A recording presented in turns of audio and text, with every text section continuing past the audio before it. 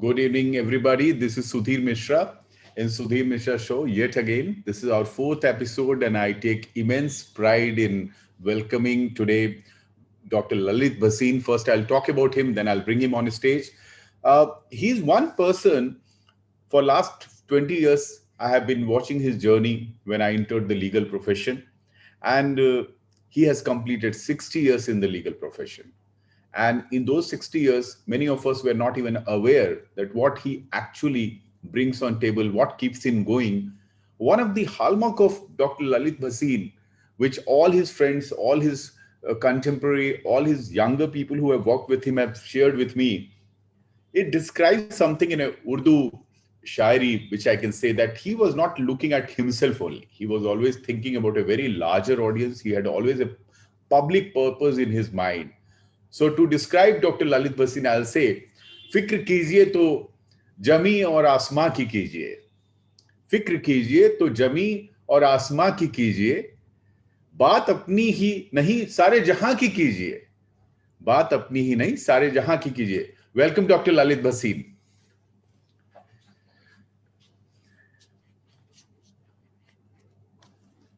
Thank you, Mr. Mishra. I think it's a matter of great pride and privilege for me that I'm being interviewed by such an eminent personality, known not only in this country, but outside India also. And I'm referring to you, Mr. Mishra. So, You are a versatile leader of the bar, heading a very eminent and prominent law firm. So it's a matter of privilege for me. Thank you very much. Dr. Bhasin, you are today 82 years, 7 months, 27 days. And it's such an amazing thing to realize that you are at 60th year of your practice. Born in 1939, was not somebody who had everything upfront. You had to really work your way through. You were the shining star in the 70s and this early 70s and 80s when Indian economy was not something to be talked about. We were not the sixth largest economy in the country. One of the first questions which comes to my mind is that when everybody was conventionally looking at litigation as a career and hardcore High Court or Supreme Court practice, you were being appointed at 30-year-old as a director in East India Hotels. What was the disruption happening in 70s when the whole country was in dark ages so far as economy is concerned? Yeah, I take, great pride in the fact that I was instrumental legally in exporting from India the expertise and experience and the knowledge of the hospitality industry to shores, abroad. I was encouraged in this by no other person than late Mohan Singh Oberoi, MS Oberoi, father of Vicky Oberoi. He entrusted to me the job, of signing and drafting agreements. This was all corporate work, not litigation work, of drafting agreements for management contracts for Oberoi Hotels to manage contracts outside India. It was the first time that this was happening, and I drafted those agreements. Those agreements, some of them are still in place. They are operative. They are functional. I signed agreements for Kathmandu Hotel, Solti Oberoi, for Egypt, Mina House Oberoi, for Singapore, the Imperial Oberoi, in Australia, Victoria, and then Egypt, everywhere, So that was in early 70s, as you have rightly said. I was born in 1970, sir, and you had no Instagram, no Facebook, no WhatsApp, no phone calls even. STD was also, I don't think, was available in 1970s. No. How was your disruption happening at that time? They were hardly one. You would like to share the story that what were the 70s legal system used to look like in India? 70s was the conventional legal system, but corporate law was still in a development stage. Litigation wise, our courts were well known. Supreme Court had established itself, you see, as a court of great eminence. Profound judgments were emanating from the Supreme Court and the High Courts. So it was a litigation-oriented law practice at that point of time. There were law firms like Crawford Bailey and Little and Company and others in Kolkata and Chennai, but hardly anyone in Delhi. And the first one was Jimmy Dada Chandji's company, JBD, and Sagar, Anand Sagar and Das Gupta. And mine was formed in 70. But we brought in some aspects of corporate law because that was the beginning. So there was no technology at that time available. And I still feel that it was a much better system at that point of time. And I still adhere to that. Yeah, it was a better system of time because you had less traffic, you had less pollution, and but what is surprising is I'll take you back to your little early time with your family life. And I have been talking to people. One of the things which people complain, sir, I'm 50-year-old, that I'm always adhering to time. In fact, I'll tell you a very interesting thing. 4 days back, one of the brightest lawyer who is, if all goes well, he should be one day a judge in one of the high court. Me, him, and another batchmate decided to go to Golden Temple 3 days back. Now I set the time at 2 o'clock. The third friend didn't arrive on time. I left without him. He exited from the group which we had on WhatsApp. So I felt bad. Maybe I'm too harsh. After reading about you, after researching about you, sir, I realized that when you used to go for any function, even for family, I'm not talking about professional life, you will actually, people will fear, your daughters will fear that you leave them behind. Yeah, that is right. You see, I've always believed in time management because we as lawyers always have a paucity of time to meet our professional commitments and to combine those with our family commitments. But I followed my family commitments, but on the condition that we will always stick to the timelines.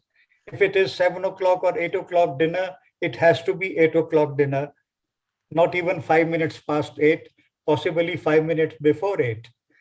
But I'm glad you see that this has been inculcated in my children, my daughters, and my son. So they follow that very strictly and rigidly. So the journey is like when me and Dr. Batra were talking about this shows, and we realized that one of the jury meeting, we were sitting from almost 10 o'clock to 6:30, and we were feeling that you were the only person who didn't switch off your camera except for the lunchtime. And we were getting live lessons of what is the commitment kind of thing. So tell me, sir, in 1970s and 1980s, these are the 2 decades first I will talk about. Who were the icons whom you were looking up to? Because you were knowing Dhirubhai Ambani, you were knowing virtually every important businessman in the country, you're part of their board of directors. What was India at that time? What was the integrity of business and other issues at that time? You see, my icon was my father, Mr. T.R. Bhasin. I learned whatever it is good in me, professionally and otherwise, from him. He was a dedicated lawyer, a dedicated family man, and respected all over the country because his last assignment was as Commissioner's Counsel in the Netaji Inquiry Commission, which was investigating the death of Netaji Subhash Chandra Bose. And my other icon was, of course, person whom I hold responsible for bringing me up in the profession and recognizing me as a budding lawyer was, as I said, Mohan Singh Oberoi, who put his faith in me. And that played a great part in, you see, my rising in the profession. I was immediately taken on the board of East India Hotels, which was the largest hotel company at that point of time. And then, of course, you rightly said Dhirubhai Ambani. And after that, even Mukesh Ambani. Dhirubhai was a dear friend, close friend. And he also reposed great faith in me by nominating me on the board of directors of some of the topmost Reliance Group companies. And the scenario at that time was that if you have the merit, if you have the competence, but above all, if you have the integrity, Yes. and competence, then you see sky is the limit, even during early 70s and all that. Yes. And that was recognized by my peers when in 1973, at the young age of 33, I was elected as the chairman of Delhi Art Bar Council of Council. Delhi. You Sir, see on this note, one or two people who know your journey, they were saying there was no pattern actually in this. It was so widespread. You were the ambassador for Indian legal fraternity abroad. And I'll tell you another share which you'll love to hear about your journey. It will say, उठेंगे अभी और भी तूफान मेरे दिल से. उठेंगे अभी और भी तूफान मेरे दिल से. देखूंगा अभी तरक्की के ख्वाब और ज्यादा. Ashrul Haq Mazaz is one of the top shaयर, and he wrote, तो उठेंगे अभी और भी तूफान मेरे दिल से, देखूंगा अभी तरक्की के ख्वाब और ज्यादा. If I see your journey, you were Bar Council of Delhi president at 33, but you were also one of the first, basically Columbus, so far as Columbus is concerned, of discovering India or world America. You were the person who took Indian legal system to IBA, International Bar Association, and all the international bar associations. You became, in fact, the president of Indo-Pacific Bar Association, which is a very important body. How you used to do so much, sir? How you used to do so much? I think this is what as I said, inherited from my father, because he was a product, you see, of pre-independence. And he used to help the political people who were persecuted by the British, you see, at that point of time, by helping them in their litigation cases, and even after that. And he was known as a rebel lawyer. Yeah. He represented Harbhajan Singh in fight against Pratap Singh Kairo, alleging that his sons were gold smugglers, you know. And he succeeded. My father succeeded in the Supreme Court when they said that the charges are correct, and Pratap Singh Kairo had to resign. So wow. This was the way, that was the background, you see, in which I was brought up. My grandfather died of a lathi charge, you see, by the British people in 1946. So I belong to that family, you see. Yeah, and, that is true, sir. Then this is what I inherited. And you mentioned about my Delhi Bar Council stint. I just want to mention two things there. So when I became the chairman, I thought we must do something, you see, for the profession first. We will look at the society later on. But as they say, near is my shirt, but still near is my skin. My profession is my skin. I did something which was unheard of at that point of time, unconventional. That time, Raj Kapoor's Bobby film was being released. And I requested Raj Kapoor, whom I knew very well, that please, I want to have a premiere of this Bobby film in Delhi, in the Regal Theatre, and I want to raise funds, you see, for some of the projects for the lawyers. He said, Lalit ji, anything you say is fine. So, you know, I had that thing, and I raised about 8 lakhs of rupees in 1974-75, sometime in this. And I created a library in Tis Hazari for the junior lawyers who did not have the books, you know, with them. And it was a referral library. It is still there. And, you know, it was inaugurated by the President of India. He visited Tis Hazari courts to inaugurate that library. And then I created a fund for the disabled and indigent lawyers. It was first time that is the point, sir. The basic question, when you see the journey of Dr. Lalit Bhasin, you realize that work-life balance is a redundant concept. If you work better, your life will become better. That's what I learned from your journey. And I'll ask you at this point of time, you have been telling your children also, you had no double standards ever. That is what something all of us who know you, know that you are a strict taskmaster when it comes to anything, whether it's running the Society of Indian Law Firms and anything, we learn that. But what is one striking part is, especially with regard to your daughters, that you ask them that you will have to go to the trial courts. Since you mentioned trial courts, you said when you start practicing, you have to go to the labor courts, you have to go to the trial courts. And I'll tell you here one more share. You'll love this one also.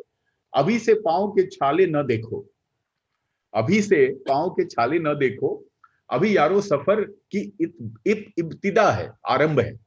अभी यारो सफर की इब्तिदा है. Azaz Rahmani has said that you can't be, just because you're blessed from a good background. So I applaud you, because a lot of people who are today, because India is much more affluent, we are the 6th largest economy. I feel that today children, the sense of entitlement, that's a huge issue today.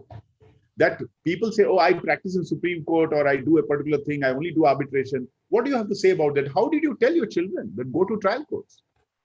Why not, you see, because after all, if they want to go into the profession and they want to succeed in the profession, then the journey must start, you see, from the lowest rung, and then you rise. Yeah. And they have risen to that situation. I think I'm proud of the fact that all of them are doing so well in their respective fields. Some are in active practice, some are not, but they are doing well. And for that, you see, I'm also indebted to my wife, Nina, who has tremendously helped me in my activities, because she looks after the work, she looks after the home, she looks after me. But that gives me time, you see, to look after my way of giving it back to the society. Yes. And you rightly mentioned, you see, that putting India on the world legal map. Yes. And I think that is very important, because we brought in the International Bar Association, the UIA, Commonwealth, Inter-Pacific Bar, Japanese Bar, now the American Bar Association also. They are all joining hands with us. And all this started way back in 1980s, when we had the Commonwealth Law Conference. That was the first ever international conference to be held. And I had requested the Prime Minister Indira Gandhi to inaugurate that. She did so. But later on then, it all became, the Bar Association of India became very active. In 1990, I became the General Secretary, and Fali Nariman was my president. Together, 20 years we worked together till 2010. And then I took up the position, you see, of the president of the Bar Association of India, which is the apex body, for 4 years. Now, I brought the legal profession, foreign legal firms, you see, to India to showcase our Indian legal profession. And that happened in 1997, the first ever International Bar Association conference, and the first ever event to be held in the famous India Habitat Center. It was actually inaugurated by that, where 3,500 lawyers participated, and Indian law firms came in a big way. That was the first time that Indian legal profession was recognized. And now I can say with the great matter of pride that Indian legal profession is second to none in the world, you know. So on this note, I'll tell you that we both interacted on New York State Bar Association when I was the India chair in 2011. And I remember very fondly, sir, that I just requested that they want to hold a conference. You said, okay, you come to Dalit Hotel, we'll meet. And we met you there. That was my first physical meeting with you in 2011.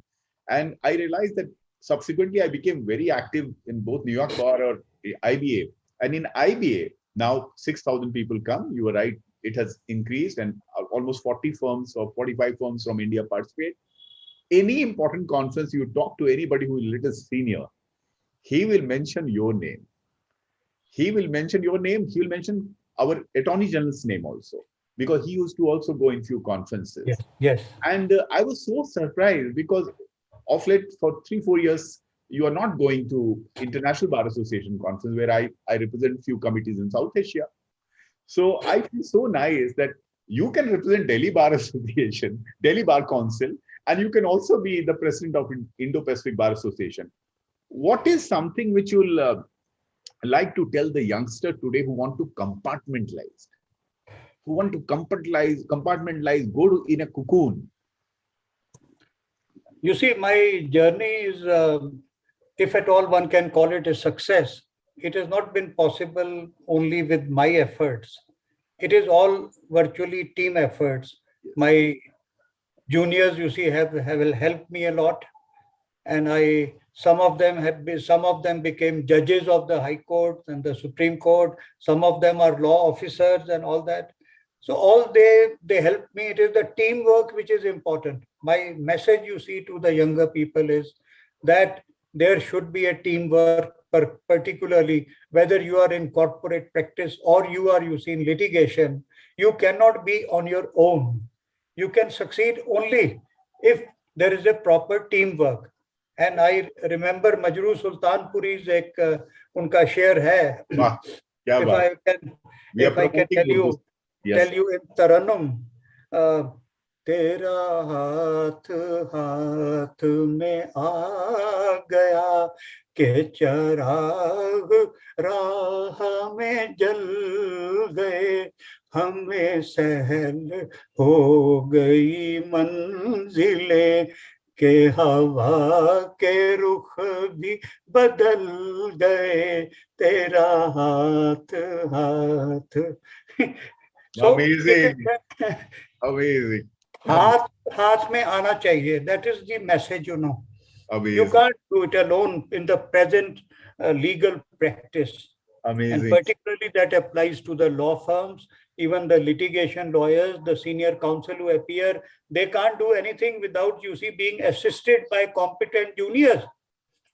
I'm so happy, sir, you said that. And this Tarannum, I'll remember a long, because one of the things I have to tell you, you will love this, that when you write mails to us on Society of Indian Law Firms, sometimes we get scared. It reminds us of our school and college days when our headmaster was angry against us. So today you have done a Tarannum. I am feeling a little comfortable. I'll do another share for your Tarannum now. Bashir Badr has said, अजीब शख्स है, नाराज होके हंसता है, मैं चाहता हूं खफा हो तो वो खफा ही लगे. You are like that. अगर आप खफा हैं तो आप खफा ही लगते हैं. So Bashir Badr, I'll send you all of them which I have used today. You will love them, because when you write a mail to us, like a few days back you wrote something and I got scared day before yesterday. I said, let's do this. So what I realized, we need this clear. This is a very important thing, sir, actually. Even if I have said it in a lighter way, we have a hypocrisy today. We are very artificial and you are always very real. Maybe that is one reason your daughters adore you, your wife adores you, your fraternity adores you, your managing partners adore you. Everybody, you are always in acceptance mode, but you never engineer a smile. So what do you will like to talk about that our generation needs to know how to behave. We are lawyers. We have to be accepting. Yes, it's very important, you see, but to be a successful lawyer, we need to respect our conventions. Yes. I think we cannot convert this profession into a business, you know, that we must remember. There should be integrity, you see, clear, hard work, commitment. That is so important and crucial to be successful in the legal profession. And that is the message I want to give, you see, to various people, that I have held several positions other than the bar also. Yes, I have been Bar Association President, SIL President, but I am also Chairman of the Chartered Institute of Arbitrators India. Yes. And it is now my commitment and a mission for me to make mediation, you see, the tool for settlement of disputes, because I don't see any future in the field of litigation. We have now more than 4.5 crore cases which are pending all over. So our system will possibly break down so far litigation is concerned. And I say with great respect to the arbitrator, even arbitration has failed.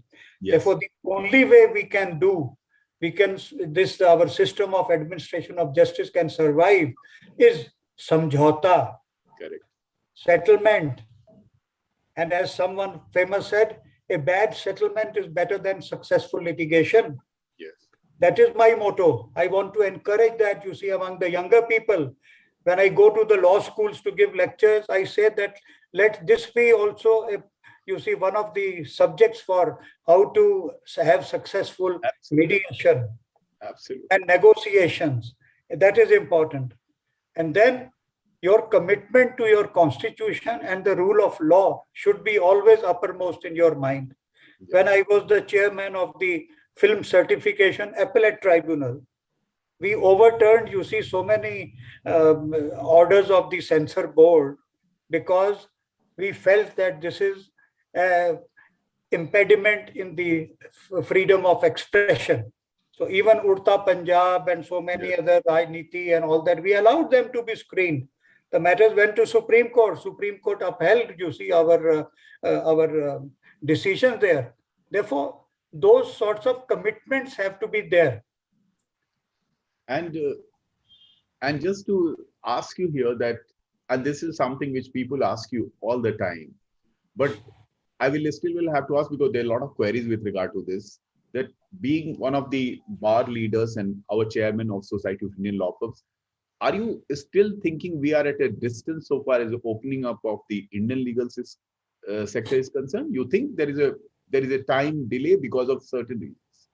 Yes, that's a very important and crucial question, because when people talk about globalization and liberalization, then why not liberalize and globalize the legal profession? For 20 years, as SILF, we had opposed it. Even prior to SILF coming into existence, we were opposing entry of foreign law firms. But we changed our position consciously in 2014, when we became aware of the fact that Indian legal profession can now meet the challenges. It will be good for the legal profession if we have good competition, or the co-opetition, that you cooperate and compete also, with each other. So I think that is and now we welcome, but now what is standing in the way is the Honorable Supreme Court judgment. Yes. That only Indian, in Balaji's case, only Indian citizens can practice in India. Yes. Therefore, till the government amends the law and allows, foreign law firms or foreign lawyers to practice in India, we are stuck at that situation. And I have conveyed it to the law ministers also, to the commerce minister also, which is the commerce ministry, the nodal ministry. I said, please do it now. We are ready. We are waiting for them to come. We will learn something, and we will make them learn something from us also. That's a brilliant news. I'll come to the last part of our engagement today, sir. I'll talk about your family, especially your daughters, and especially the Shilpa's 2003 difficulty. And you will be very pleased to hear that I bought that book actually in 2010. I bought that book, All Battles Are Not Legal, and she was quite surprised when I spoke to her. Before I say that, I'll put my last share of today evening. जाने किन रिश्तों ने मुझे बांध रखा है कि मैं मुद्दतों से आंधियों की जद में हूं, बिखरा नहीं. Bashir Nawaz. So this is the last of the thing, and I want to talk about, because what I realized that it is not only to stand. We know what is here, what will come in future, we don't know. Yes. As you see, Vansh Rai Bachchan said, "Is par priye tum ho, madhu hai. Us par na jane kya hoga." Correct. So, but at 65, a father gets up. A father who is so busy, he runs a firm, he's a bar leader, he has 100 public challenges. He takes care of her. He goes every morning at 11 o'clock, much before everybody, and he has worked it out. He'll go every day, he will pray at every place. So it's not like a public life only. On your private life, you are an example, you are a marvel. What was so compelling about it, sir? Compelling was that my family, they needed me, and I could not have failed them. Yes. That was always uppermost in my mind. And I was, as you said, I'm a busy lawyer. I had things. I must, thank my wife, Nina, for looking after all the professional work while I was attending to our daughter firstly in Dubai, And even subsequently in Delhi, when we brought her to Apollo Hospital, and touch wood, she has recovered Yes. considerably, and she's doing her best, looking after her children, her husband in Dubai. Sir, since you are the chairman of Appellate Tribunal, but there is a blockbuster movie title, we can sell it to somebody, because after reading your thing, especially because these battles are very difficult when it comes to your daughter, when it comes to your immediate family. And so it also tells us that whatever happens, you have to take care of your entire surrounding, and you took great care of that.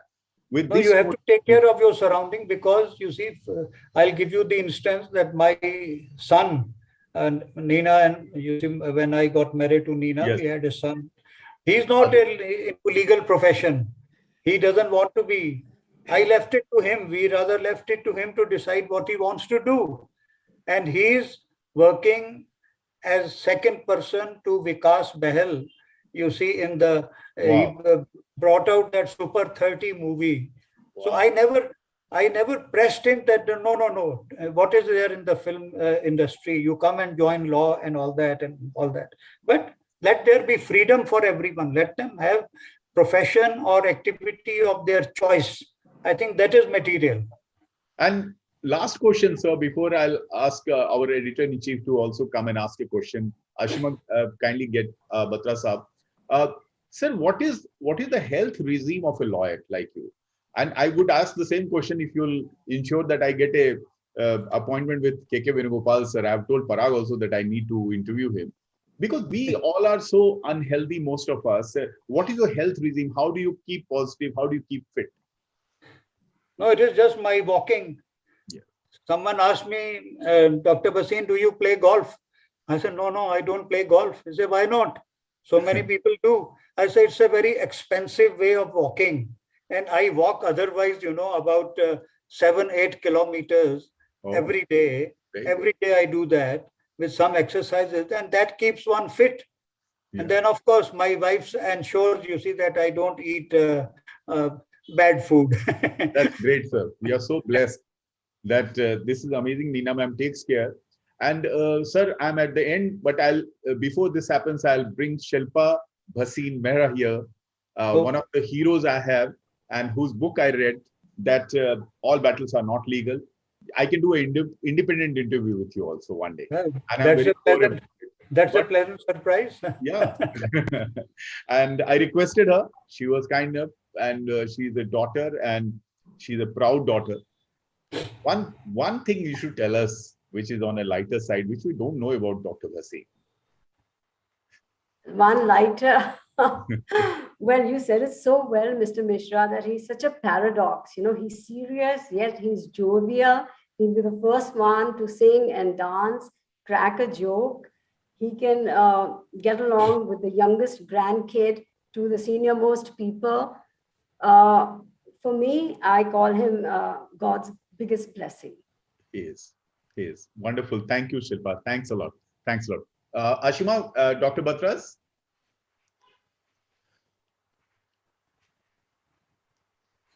आपसे मिलके बहुत अच्छा लगा। वो कहते हैं ना, जहाँ कहीं मिल बैठे हम तुम, वहीं बन गई मधुशाला। Yes, sir. मेरे लिए वो है Ashima. So I think we are done with the interview, sir. Dr. Bhasin, this was a pleasure. This will be something which will be recorded, it will be heard, it will be reshared. There are a lot of nuggets which have come out of this interview. Thanks for sharing these thoughts. Thanks for spending your evening with us. And I will always come back for more guidance from you, sir. Thanks a lot. Thank you. Thanks a lot. Thank you, Mr. Mishra, and thanks, Business World and Mr. Anurag Batra. Thank you, sir. For letting me share my views. Thank you. Thank you, sir. Take care, sir. Bye-bye, sir. Bye.